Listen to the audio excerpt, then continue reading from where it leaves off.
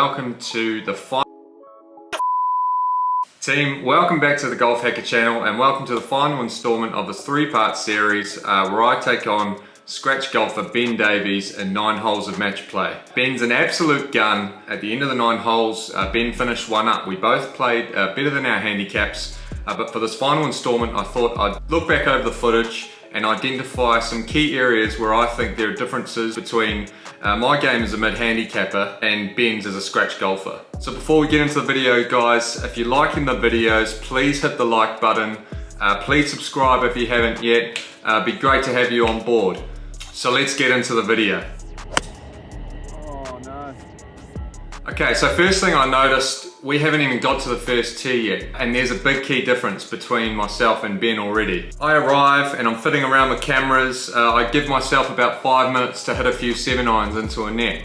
Meanwhile, Ben on the other hand, he's been warming up for 10 or 15 minutes. So as we walk up to the first tee, I ask Ben, what do you do for a warm-up? Ben goes on to explain that he has a consistent warm-up routine where he starts with his wedges, works his way down through the irons, maybe hitting every other iron, onto his driver, and then finishes with some putting. He's actually going through his full routine as if he was taking these putts out on the course. It makes a lot of sense. Golfers have a pre-shot routine to make sure they produce a consistent result, or do what they can to produce a consistent result. The same thing should apply with your warm-up. I've come to realize that I don't currently have that. So immediately, that's one key learning for me, is I'm going to take what Ben's given me, and that's a sound warm-up routine to try and implement before every single round.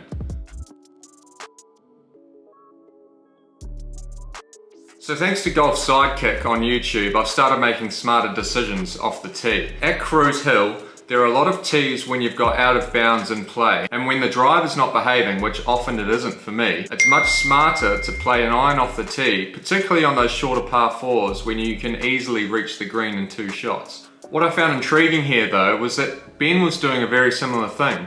Here's a guy that can hit the driver very long, very straight, but when there were holes and out of bounds was in play down the right or left hand side, Ben was opting to use the utility where he felt it was a more reliable option to find the fairway. So opting not to hit the driver off a par 4 is not something just for amateur golfers. Whatever level of golf you're at, there are moments when you're probably better off going for a more defensive option. So don't feel guilty for not reaching for the driver on a par 4 or even a par 5 for that matter. The main thing is that you keep the ball in play and don't get yourself into trouble. Hope for the best there. Could be in trouble. Could be in deep trouble. So third thing I noticed, approach accuracy. Ben made 8 of 9 greens and only made 4. There's already a difference there. But not only that, Ben was also hitting the green and finding the flag. So on multiple occasions, he dropped the ball very, very close to the pin. That allowed him a putt that was makeable. And often he was dropping them from 12 to 15 feet, which showed on the scorecard at the end of the day.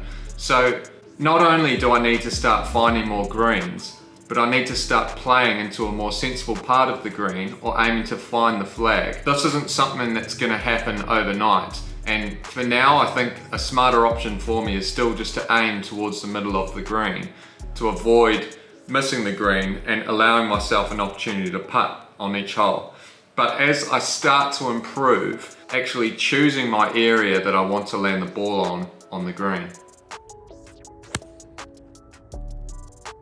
So fourth thing I noticed was shot assessment. As an amateur, I think a lot of us are guilty of rushing our shots and potentially not assessing everything that's in play when you need to make a shot. But this was my first time playing with a scratch golfer, and I saw Ben taking shot assessment to another level. I think a great example of this was on the 3rd hole when he put the ball over the back of the green and it landed in some long grass. He took a good 30 seconds to assess where he was going to land the ball and then how he thought it would roll out after that.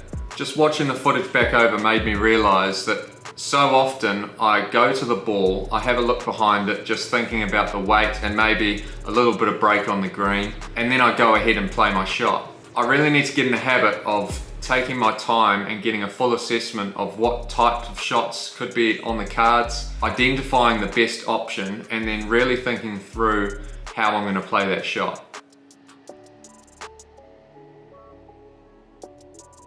Okay, so fifth and final thing I noticed, and this is probably an obvious one that a lot of people are expecting, but that's putting. So I have a pretty sound routine as it stands of getting in behind the ball, having a look at the line, getting an assessment of how much weight I need to put on the putt. Ben, on the other hand, had a much more thorough routine. He'd make a full walk from his ball, right around the back, around the flagstick, and do a full circle around the green, just to make sure he'd spotted anything with the read that he might not have otherwise. As a scratch golfer, he's obviously practiced his putting, so he's obviously got a more consistent strike. He had some tough putts to make through this round, and on most occasions, absolutely nailed them.